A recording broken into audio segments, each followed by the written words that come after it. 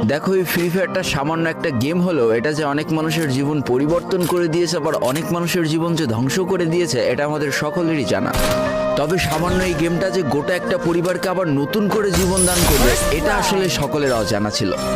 হ্যাঁ বন্ধুরা, আজকের গল্পটি এমনই একটা পরিবারকে নিয়ে যারা এই ফ্রি ফায়ার গেমটাকে একেবারেই সহ্য করতে পারতো না, বরং তাদের সন্তান যখন এই গেমটা খেলতো তারা আরো উল্টো বকাবকি করতো।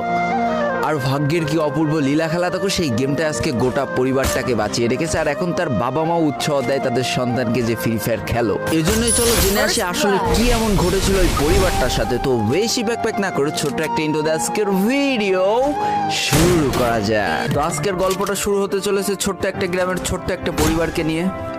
বাবা মা এবং তাদের দুই সন্তান অর্থাৎ দুই ভাই, ছোট্ট একটা পরিবার, খুব সুন্দরভাবে তাদের জীবনযাত্রা চলে যাচ্ছিল।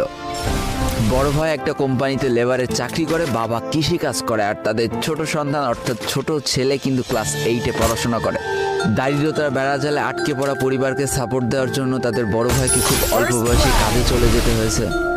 এই জন্য বড় ভাইয়ের পড়াশোনাটা ঠিকমতো হয়ে ওঠেনি। তবে বাবা মার একটাই স্বপ্ন ছিল যে তাদের ছোট সন্তান অর্থাৎ ছোট ছেলে যাতে উচ্চশিক্ষায় শিক্ষিত হয়।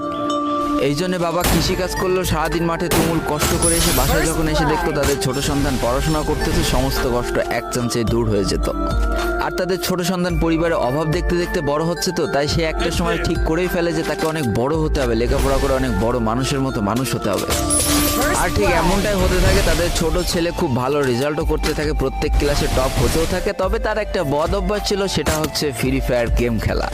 করোনা চলার সময় যখন তার স্কুল বন্ধ হয়ে যায়, তখন তার বাবা এবং বড় ভাইয়ের জমানো কিছু টাকা দিয়ে তাকে একটা ফোন কিনে দেওয়া হয় অনলাইনে ক্লাস করার জন্য।